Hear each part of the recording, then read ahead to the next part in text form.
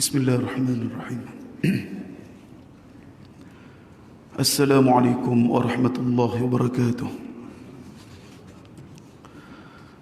Innal hamdalillah nahmaduhu wa nasta'inuhu wa nastaghfiruh wa na'udzu billahi min shururi anfusina wa sayyiati a'malina. May yahdihillahu fala mudilla lahu ومن يضلل فلا هادي له. أشهد أن لا إله إلا الله وحده لا شريك له وأشهد أن محمدا عبده ورسوله. قال الله تعالى في القرآن الكريم بعد أعوذ بالله من الشيطان الرجيم: يا أيها الذين آمنوا اتقوا الله حق تقاته ولا تموتن إلا وأنتم مسلمون. أما بعد. Sidang jemaah yang dikasihi sekalian, alhamdulillah, syukur kita pada Allah Subhanahu wa taala di atas limpahan nikmat kurnia Allah pada kita semua, diberikan kesihatan dan kekuatan oleh Allah untuk kita sama-sama mengabdikan diri kepadanya. Kerana itulah di antara apa yang Allah Subhanahu wa taala firmankan dalam surah Az-Zariyat, ba'da a'udzu billahi minasy syaithanir rajim, wa ma khalaqtul jinna wal insa illa liya'budun. Dan tidaklah Allah Subhanahu wa taala ciptakan jin dan juga manusia melainkan semata-mata untuk pengabdian kepada Allah Subhanahu wa taala. Dan sama-samalah kita minta doa kepada Allah, moga Allah Subhanahu wa taala menerima segala amal kebaikan ataupun amal soleh yang telah kita lakukan. Dan mudah-mudahan Allah Subhanahu wa taala mengampuni segala kesilapan, kesalahan dan juga dosa-dosa kita yang terdahulu. Allahumma amin.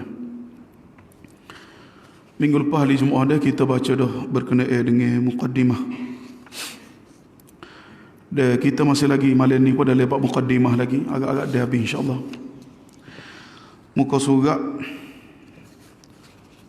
muqaddimah, muka surat yang keempat daripada muqaddimah. Perenggai kedua, bahawa hadis man amila amalan laisa alaihi amruna fahuwa raddun. Muqaddimah cetakan kedua. So 2, 3, 4, muka surat 4. Baik. Katanya pengarah kitab kita ni, ibadah bukanlah penyeksaan terhadap diri sendiri. Dan setiap penyeksaan terhadap diri sendiri bukanlah ibadah.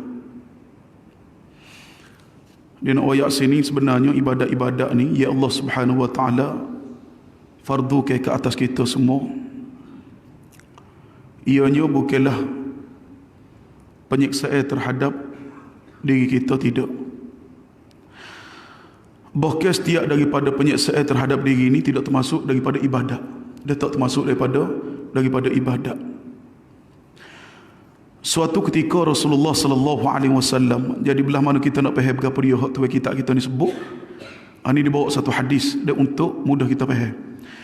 Suatu ketika Rasulullah sallallahu alaihi wasallam pernah melihat seorang lelaki tua yang dipapah oleh kedua orang puteranya.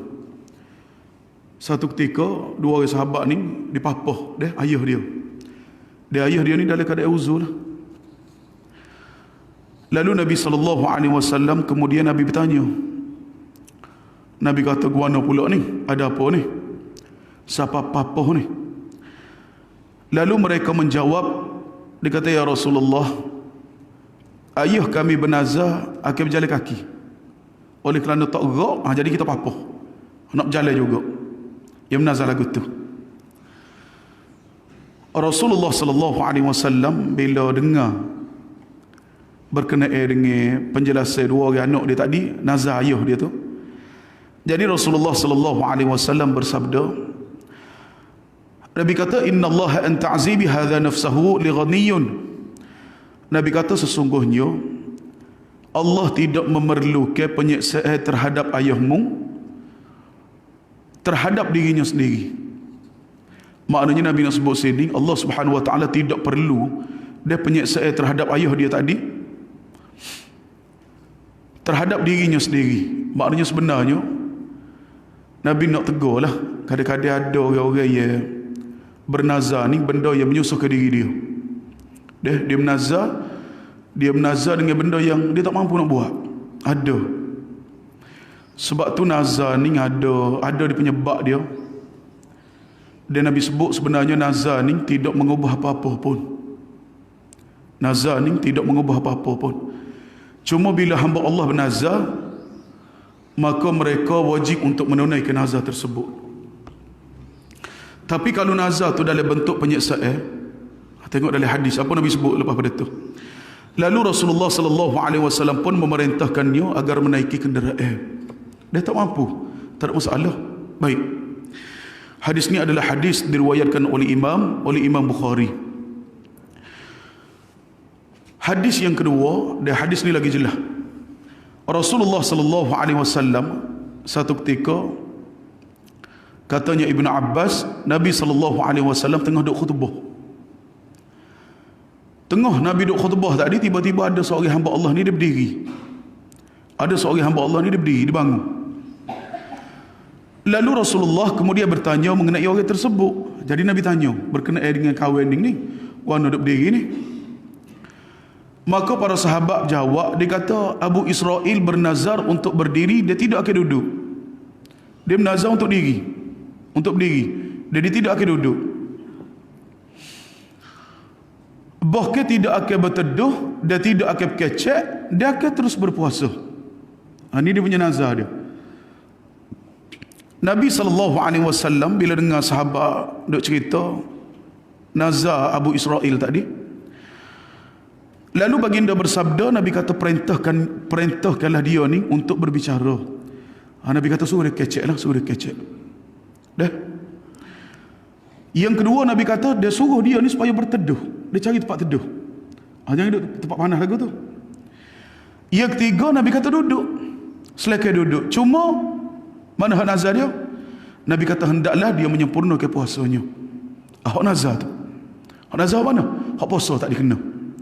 Ada penyiksaan terhadap diri dia, tak kecek, tak duduk, tidak berteduh, maka Nabi SAW suruh supaya pesan kepada Abu Israel supaya 3 benda tadi buat semula. Supaya 3 benda tadi tinggal. Dah 3 perkara tadi tinggal, dan Nabi suruh supaya berpuasa sahaja untuk tunaikan dia punya nazar dia tadi kepada Allah Subhanahu wa taala. Dia jadi jelas sebenarnya pengabdian kita kepada Allah bukanlah satu penyiksaan. Bukanlah satu bentuk penyiksaan. Dia penyiksaan seseorang itu bukan bentuk ibadat kepada Allah. Sebab tu kalau kita tengok bagaimana Allah Subhanahu wa taala dalam memfardukan kepada orang-orang yang beriman kepada Allah. Contohlah kita pergi tajuk ais maya. Dalam surah Al-Maidah Allah Subhanahu wa taala berfirman, ya ayyuhalladzina amanu idza qumtum ila shalah faghsilu wujuhakum wa aydiyakum ila al-marafiq wamsahu bi ru'usikum wa arjulakum ila al-ka'bain. Bagaimana Allah Subhanahu wa taala memerintahkan kepada orang-orang yang beriman bila mana kita nak sembahyang ni, maknanya kita kena basuh muka, basuh tangan hingga siku, basuh kepala dan juga kaki hingga buku lali. 4 perkara dah hak basuh lah.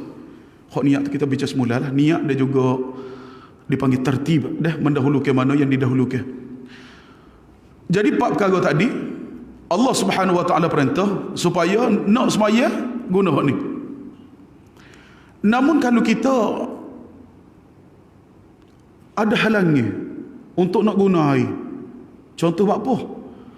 Dia contoh luka, kalau kena air melarat dan sebagainya, Allah Subhanahu wa taala ringankan kepada hamba dia. Allah beri keringanan kepada hamba-Nya.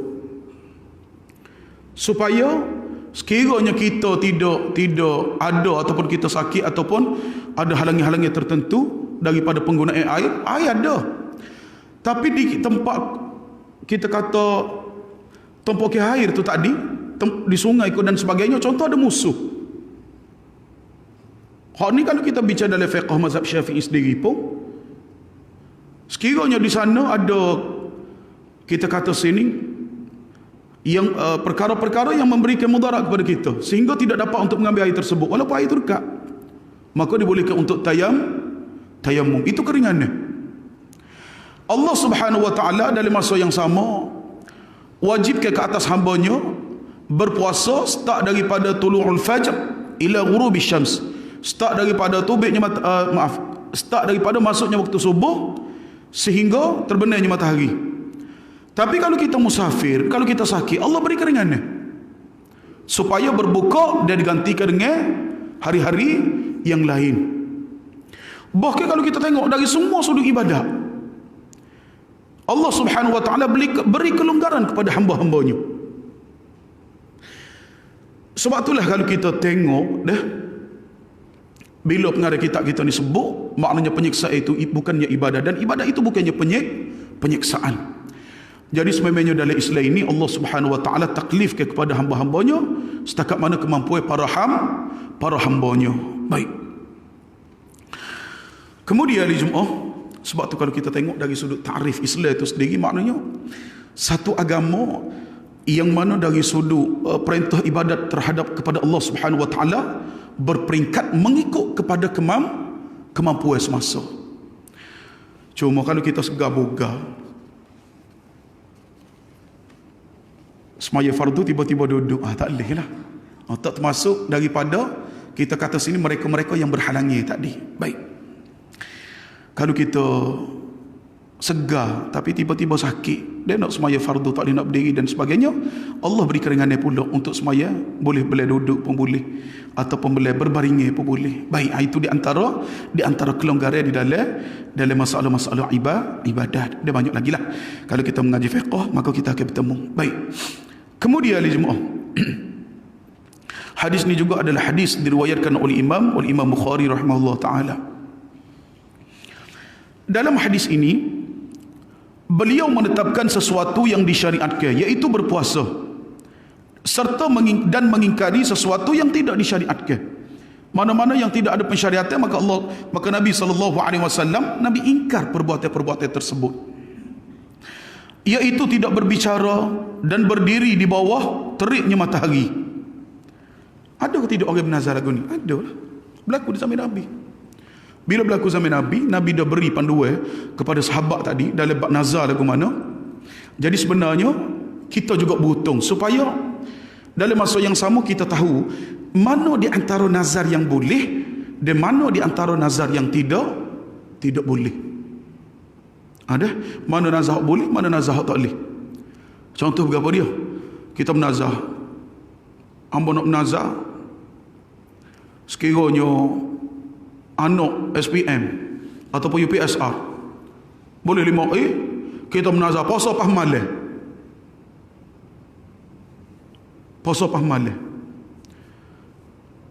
Jadi periksa-periksa tadi tobiklah rizak boleh 5A. Kita kena buka time bank ngori ke ataupun lewat lagi hari Jumaat. Hak mana nak ambil hari Jumaat? Hari Jumaat kena jawab. Kena tengok semula pensyariatan puasa lagu mana. Kena pergi situ. Maknanya dia mau kata nak puasa pas pagi esok ke, tak boleh. Kena kelik semula pada syariat tadi. Maknanya terik-terik dia kata nazar dia tak dipong, dia boleh puasa start daripada masuknya waktu subuh sehinggalah matahari terbenam. Sampai situ je. Tak boleh lebih pada tu. Tak boleh lebih pada tu. Baik. Kemudian kita tidak boleh mendekatkan diri kepada Allah dengan ibadat-ibadat yang tidak disyariatkan. Maknanya ibadat-ibadat yang tidak disyariatkan oleh Allah Subhanahu wa taala, maka kita tak boleh dan melaksanakan ibadat-ibadat tersebut melainkan hanya yang disyariatkan oleh Allah Subhanahu wa taala. Kita juga tidak boleh berlebih-lebihan dalam menjalankan syariat dan melampaui batas dalam pelaksanaan ibadah.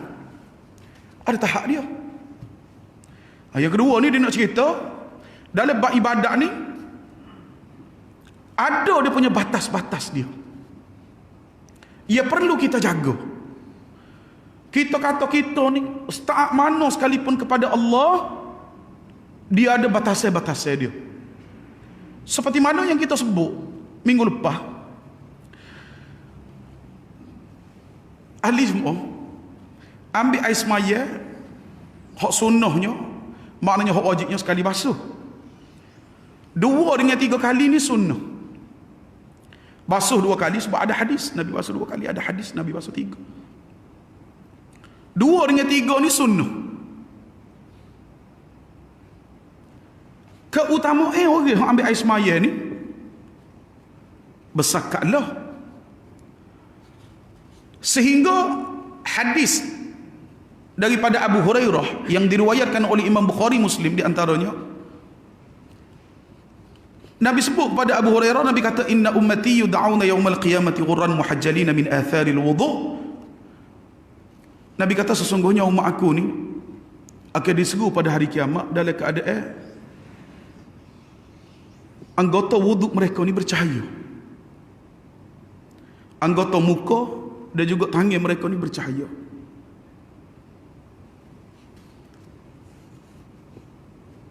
Kesal daripada ambil air semaya. Jadi kita berasa, oh hak ni kalau basuh sekali hingga 3 kali, kita basuh 5 lebih sikit lagi. Tu dia. Banyak lagi keutamaan. Ataupun kita buat boleh berapa? 7, 9, bilangnya ganjil 11. Banyak lagi. Maknanya terai lagi pada lapus stadium. Sosok anggota. Boleh ke tak? Dia nak buat lagu tadi. Dan dia sebut, dia berasa, dia klaim bahawa perbuatan dia tadi lagi besar keutamaan. Boleh ke tak boleh? Kita tengok apa yang disebut oleh Imam An-Nawawi rahimahullahu ta'ala. Dalam kitab Fiqhul Manhaji, pengarah kitab dia 3 orang, Syekh Ali Syarbiji, Mustafa Bora, Mustafa Khin, dia kata, dia bawa pandangan Imam Nawawi dalam tajuk ni. Imam Nawawi sebut, dia kata, siapa dia yang membasuh anggota wuduk lebih pada 3 kali setiap anggota, dan mereka beranggap perbuatan dia tu tadi lebih molek, lebih somel lagi daripada hak tadi, daripada hak 2, 3.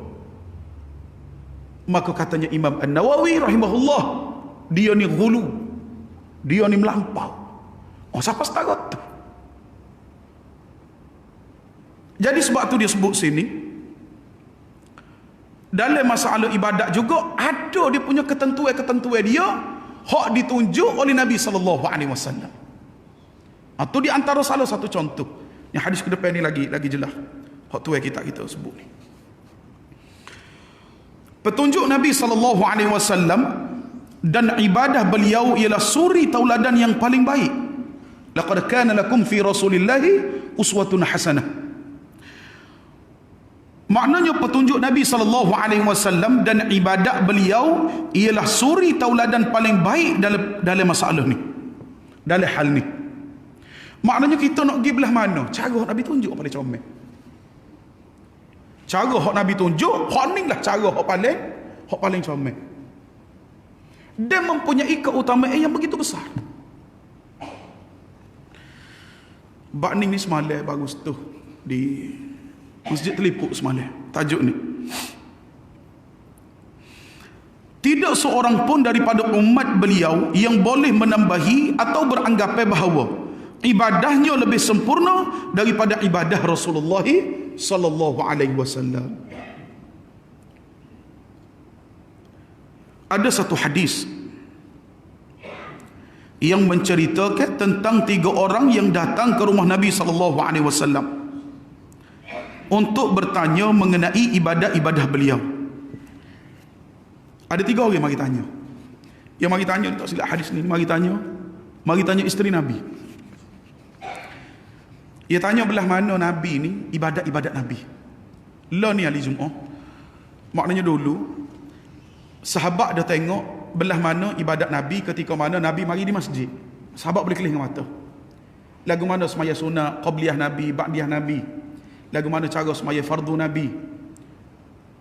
Sekarang ni ada di antara sahabat ibadat hak Nabi buat, hak dia tak nampak, ada minta dengan Nabi untuk bermalam di rumah Nabi. Supaya dapat lihat belah mana cara Nabi beribadah, hak sunnah ni di rumah Nabi. Ada sahabat-sahabat hak mari bertemu dengan Aisyah tanya, belah mana Nabi duduk di rumah? Berapa dia Nabi buat?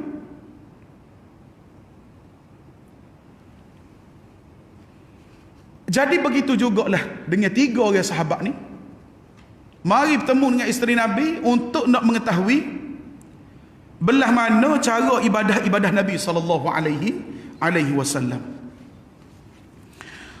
Ketika telah dijawab, mereka menganggap bahawa ibadah yang mereka lakukan selama ini tidak ada apa-apanya. Maknanya dengar kau cerita, ialah kita sedia maklum hari Jumaat. Belah mana Nabi dalam semaya malam? Belah mana Nabi semaya malam? Dalam hadis Aisyah. Satu ketika Aisyah tengok tumit kaki Nabi ni bekuk, pecah, buku lali ni bekuk. Hamba bekuk juga kau.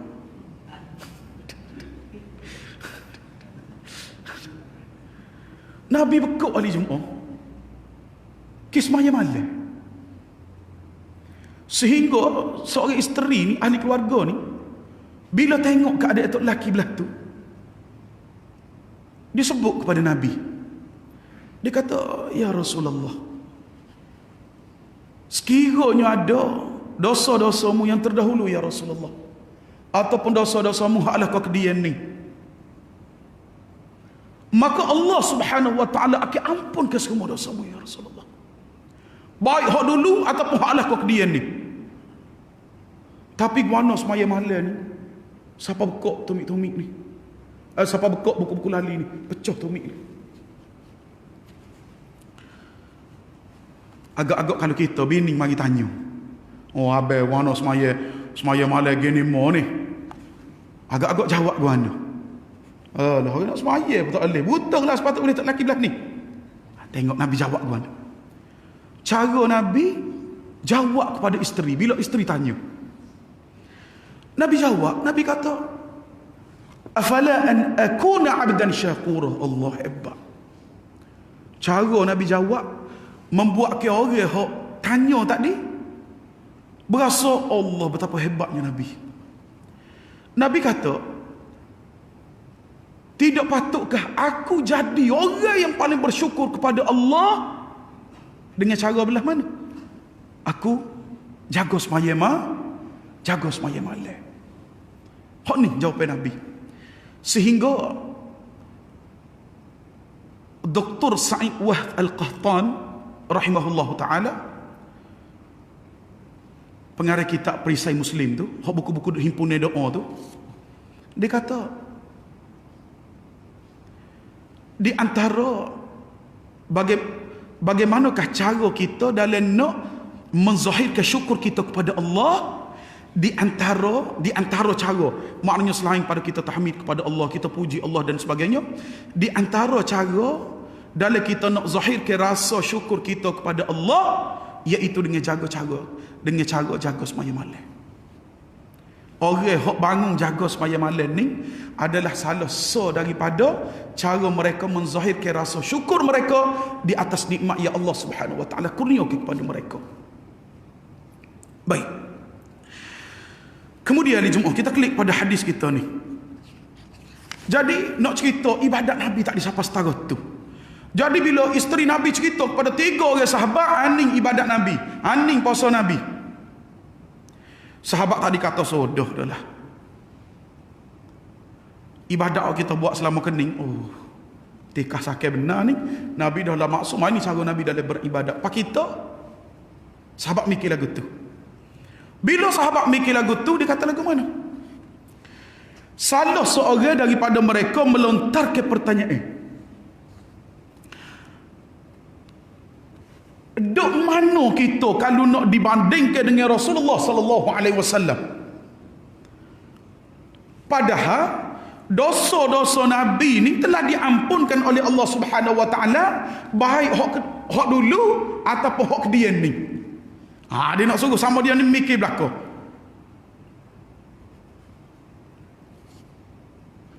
Dok mana kita? Maknanya sahabat bila dicetus ke persoalan lagu ni, maknanya sahabat lain kata, kita kena tingkatkan lagi amal ibadat kita. Tingkat ke belah mana? Seorang temannya menimpali, maknanya sini diroyak. Bila sahabat tu tadi cetus ke satu persoalan, jadi seorang sahabat tadi jawab, dia kata, maknanya hamba start hari ni, maka aku akan mengerjakan qiyamul lail terus menerus, dia tidur akan tidur. Tu dia.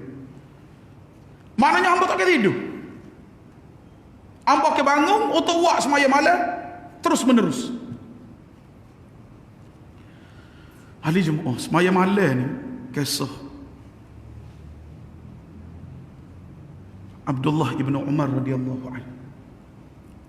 Satu ketika dia mimpi didatangi oleh dua orang malaikat. Mari. Sayyid Abdullah ibn Umar lepas pada dia sedar daripada mimpi, tak lama moga salah seorang daripada isteri Nabi adalah adik-beradik beliau, iaitu Hafsah radhiyallahu anha. Jadi dicerita kepada Hafsah, Abdullah ibn Umar cerita, dalam mimpi aku didatangi oleh dua malaikat. Lalu Nabi SAW bersabda, Nabi kata, ni'mal rajul, sebaik-baik lelaki, Nabi kata, Abdullah ibn Umar sekiranya beliau mengerjakan semaya malam. Lepas pada apa yang disebut oleh Nabi ni, siapa kau telinga dia? Siapa kau telinga? Abdullah ibn Umar.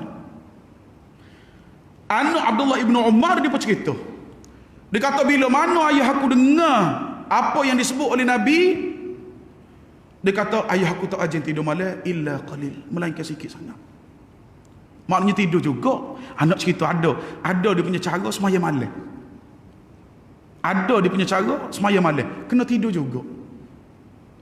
Sebahagian daripada waktu, sebab Nabi suruh supaya dalam kita melaksanakan ibadat kepada Allah, supaya di sana adanya hak yang kita beri kepada tubuh badan kita ni untuk rehat. Cuma tak tahulah, takut rehat terus. Mana? Ada. Kita learning ni duk bicara, maknanya semaya malam ada juga masa tidur. Takut kita tidur, orang tidur. Hak rusing tu lah. Kena rusing juga tu. Namun kita start sekala jaga dah. Start pada malam ni tidur sungguh. Kena bangun jaga. Lalu setelah daripada Nabi SAW sampai kepada Nabi Abdullah ibn Umar ni jaga semaya malam, cuma dia ambil masa juga untuk tidur. Nabi kata, Abdullah ibn Umar rajulun salih, adalah seorang lelaki yang salih. Baik. Ini di antara keutamaan jaga semaya malam, disertai dengan jaga dia punya waktu semaya dia, mana dia punya waktu rehat dia. Baik. Kemudian hari Jumaat, maknanya lelaki yang pertama tadi dia kata, hamba akan semaya malam, maknanya tak tidur ni. Orang yang kedua berkata, aku akan berpuasa terus menerus dan tidak akan buka. Tu dia. Tak sempat buka. Lalu yang ketiga pun kata, aku akan menjauhi wanita dan hamba tak akan nikah. Hamba tak akan nikah. Baik. Kemudian akhir sekali Nabi pekelik. Bila kelik disebut ke kisah ni, lalu Nabi SAW bersabda, Nabi kata, ma balu aqwamin yaquluna kadza wa kadza, amma inna a'lamakum billahi wa atqakumullah ana amma inni la asumu wa uftir wa aqumu wa anam wa atazawwaju an-nisa faman raghiba an sunnati falaysa minni. Baik, Nabi agak bersikap tegas di akhir daripada hadis ni. Nabi kata, bapa demo ni pakat kecek lagu tu nyo. Kalau terjemah kok Kelantan kita ni lah. Nabi kata bapa demo ni duk kecek hak tu, duk kata lagu tu, hak ni duk kata lagu ni bapa. Padahal Nabi kata, aku ni adalah orang yang paling tahu dan orang yang paling bertakwa di antara kalian. Nabi kata apa dia mengkecek lagu tu? Sedangkan Nabi kata Nabi ni adalah orang yang paling tahu dan juga paling bertakwa kepada Allah Subhanahu wa taala. Tetapi Nabi kata, ni Nabi nak cerita belah mana ibadat Nabi. Aku berpuasa dan juga aku buka. Nabi puasa dan Nabi buka. So, maknanya bila sahabat kata nak puasa tak boleh buka, ia menyalahi cara belah mana yang ditunjuk oleh Nabi SAW. Tak kena. Yang keduanya, aku melakukan solat juga tidur. Nabi kata aku juga bangun sembahyang malam tapi aku tidur tak. Dan aku juga menikahi wanita. Lalu katanya Nabi, ketahuilah, barang siapa yang membenci sunnahku, maka ia bukan termasuk daripada golonganku ataupun daripada kelompokku. Baik. Cuma ulama buka luah tajuk penegasan Nabi hok ngesuk ni. Nabi kata siapa dia hok benci dengan sunnah aku, maka dia bukan daripada golongan aku. Hal jemaah, kalau kita tengok dalam hadis ni, maknanya nak cerita kepada kita, sekalipun dalam kita melakukan ketaatan kepada Allah Subhanahu wa taala, ada cara dia. Ada dia punya panduan dia. Ada masa melaksanakan ibadah, ada masa untuk berehat, ada masa untuk ahli keluarga, ada masa tubuh kita ni kena beri masa kata. So, yang keduanya ahli Jumaat, dalam hadis ni juga ialah mungkin orang kita ni dia kata dia akan nampak bab nikah je lah. Dia akan nampak bab nikah. Sebenarnya tak boleh kalau ada dalam diri kita perasaan benci sunnah walaupun sekecil-kecil sunnah. Walaupun sekecil-kecil sunnah. Tak boleh. Kalau ikut ke hadis ni. Kenapa dia kecil-kecil sunnah hari Jumaat? Banyak kecil-kecil sunnah ni. Bangun tidur, gosok gigi.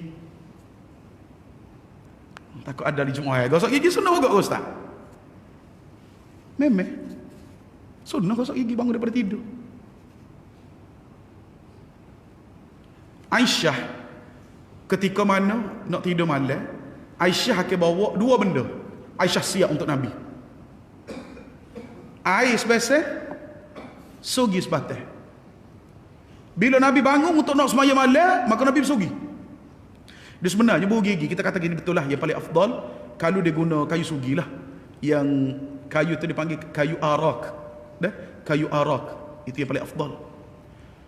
Cuma berus gigi dalam masa yang sama, dia punya maksud sugi itu tak tercapai. Dia punya maksud dia, apa dia?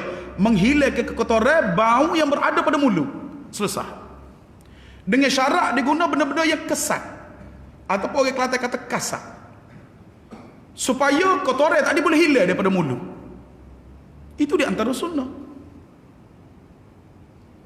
Masuk bilik air di antaranya Nabi SAW larang kita celup tangan buh dalam beledi selalu. Nabi larang.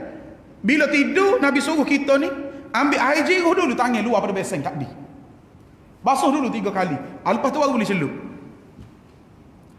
Masuk jamban dengan kaki kiri, tobek jamban dengan kaki kanan. Ni kalau kita nak bicara bab sunnah, di antara sunnah fitrah dalam masalah kerak kuku, dalam masalah gunting misai ataupun cukur misai, cabut bulu ketiak, bulu kemaluan, di antaranya juga adalah sipai janggut. Itu termasuk daripada sunnah. Sebab kadang-kadang kalau baca hadis ni, dia nampak menikah je lah. Bukan menikah sedap kalinya. Tak nampak dah lain ni. Sedangkan Nabi nak cerita sini, semua benda sunnah Nabi. Ia meliputi sunnah. Supaya tidak ada dalam diri kita, dalam jiwa, dalam hati kita membenci di antara sunnah-sunnah Nabi sallallahu alaihi wasallam. Baik. Hadis ni adalah hadis diriwayatkan oleh Imam Bukhari rahimahullah taala. Kemudian intinya dikata sini, seorang hamba sepatutnya berusaha melembutkan dan menyucikan jiwanya sesuai dengan ketentuan Allah Azza wa Jalla, iaitu dalam kitabnya dan sunnah rasulnya. Boleh tengok dalam kitab Al-Kitab wa Sunnah, Aqidataini wa Manhajani, karya Abdul Rahman Abdul Khaliq. Maknanya sini di ayat Ali Jum'ah, sepatutnya lah kita cuci, kita berusaha untuk melembutkan tazkiyatun nafs, maknanya kita menyucikan jiwa kita ni sesuai dengan ketentuan Allah, seperti mana yang Allah Subhanahu wa taala jelaskan dalam Quran. Ya Allah Subhanahu wa taala jelaskan dalam Quran. Baik. Kemudian yang kedua, seperti mana yang bersesuaian dengan sunnah Nabi sallallahu alaihi wasallam, dengan dua perkara tadi. Para sahabat yang merentas jalan petunjuk ini, para sahabat telah merentas jalan petunjuk ini. Maknanya jalan dua panduan tadilah yang telah diharungi oleh para sahabat. Petunjuk yang benar ialah yang bersumber daripada Allah Azza wa Jalla, sebagaimana firman-Nya, wala tu'minu illa liman tabi'a dinakum qul innal huda hudallahi an yu'ta ahadun mithla ma utitum aw yuhajjukum 'inda rabbikum qul innal fadla biyadillahi yu'tihi man yasha wallahu wasi'un 'alim. Yaitu bermaksud, dan janganlah kamu percaya melainkan kepada orang yang mengikuti agamamu, maka katakanlah, sesungguhnya petunjuk yang harus diikuti ialah petunjuk Allah Subhanahu wa taala. Dan janganlah kamu percaya bahawa akan diberikan kepada seorang seperti apa yang diberikan kepadamu, dan jangan pula kamu percaya bahawa mereka akan mengalahkan hujahmu di sisi Rabbmu. Katakanlah, kurnia itu ada di tangan Allah Subhanahu wa taala. Maknanya apa yang layak bagi Allah? Allah memberikan kurnianya kepada siapa dikehendakinya, dan Allah maha luas kurnianya, lagi maha mengetahui. Surah Ali Imran ayat yang ke-73. Oleh kerana itu dikata sini Ali Jum'ah, bawah tu disebut, dia kata ilmu penyucian jiwa lebih penting bagi para penuntut ilmu dibanding ilmu-ilmu tentang ibadah yang lain. Ini pandangan itu kita. Dia nak ayat ilmu penyucian jiwa ni penting bagi setiap penuntut ilmu. Ahli Jum'ah ni penuntut ilmu lah. Nak malah hidup dengar, nak malah hidup menadap. Kau bukan penuntut ilmu ahli Jum'ah. Penuntut ilmu betul niat molek, maknanya mari nak sembahyang Jum'ah di masjid kemudian untuk menuntut ilmu. Sebab bagian ni balik kau niat semula. Kalau kita mari masjid, yalah memang untuk sembahyang Jum'ah, tapi nak klik di rumah Isa, nak klik di rumah lepas maghrib tu berasa malah. Cumanya duduklah moga daripada klik baik duduk saja. Ya jadi masuk kau ni tubik kau ni, masuk kau ni tubik kau ni. Tak lekat. Sebab tu alih-alih kita ni istiqamah semua ni bila-bila tunggu di antara ngor Isa. Sebab tu penting niat ni. Kalau kita tengok Profesor Dr. Wahbah Zuhaili, kita ambil masa sikit lagi, patut tutup insya-Allah. Dia bawa pandangnya ulama berkenaan dengan masalah niat ni cukup hebat. Kalau kita baca kitab di fiqh Islami wa adillah tu, sehingga kita rasa, oh rugi selama kening ambo. Makan setakat untuk kenyang. Tidur setakat untuk tak swingat tu. Bila makan, dia niat itu adalah sebagai untuk supaya ada rank untuk melaksanakan ibadat. Berbeza dengan niat hak tadi, hak ghalib makan tadi. Lagu tu juga kalau kita duduk dalam majlis ilmu. Sebab tu sebaik-baiknya maknanya bila-bila kita mari masjid, tanam dalam diri kita. Supaya mari ni bila-bila hamba semaya Jumaat, yang kedua untuk duduk dalam majlis-majlis ilmu. Mudah-mudahan Allah Subhanahu wa taala kurnia kekuatan kepada kita untuk lekat apa dia kita mengaji tadi. Kalau dak bermolek mari masjid sengguh. Dak. Khabar semata. Setelah tajuk tidur khabar semata. Lepas tu go balik. Sebab niat daripada rumah tadi. Kena baik. Cuma yalah kalau kita ni kerja penat dan sebagainya, sengguh sekali dua tu biasa. Dak, kadang-kadang rapat di sejadah. Macam hak tak tahannya kalau mari daripada rumah memang tak apa kita pergi masjid, ustaz ngajak kita on. Allahumma bismika amutu wa ahya. Mana? Janganlah gitu. Kalau kita moga penat, tak ada masa rehat dan sebagainya, nak qailullah memang tak ada dah, moga kita kerja pagi petang. Kelik sampai di rumah 5:30 dah. Mari masjid sedang mula duduk dalam majlis ilmu, nyesenggu. Nak buat mana? Dah. Baik. Kemudian di Jumaat, hak ning dia akan cerita hak minggu depan kita sambung insya-Allah sikit lagi. Kemudian dia kata sini, ilmu penyucian jiwa lebih penting bagi para penuntut ilmu dibanding dengan ilmu-ilmu ibadat hak lain. Apa di Jumaat? Ini berkait dengan masalah hati. Hak dia setuh ni masuk dalam bab buku 1 gizi hati. Itu bicara. Apa sebab? Walaupun kita mengaji fiqh, hadis, tafsir dan sebagainya, walaupun kita ni berilmu, beramal dan sebagainya, bisikan-bisikan lain mari. Bagi-bagi lain mari duduk. Sebab bagi kanduk dengan jiwa. Di antara marinya siapa dia? Syaitan. Dah? Baik.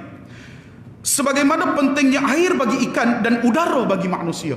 Dan ayat pentingnya, berkeperluannya manusia ni, kita ni, terhadap pengajian dalam bab tazkiyatun nafs, seperti mana ikan yang perlu kepada air dan manusia yang perlu kepada udara.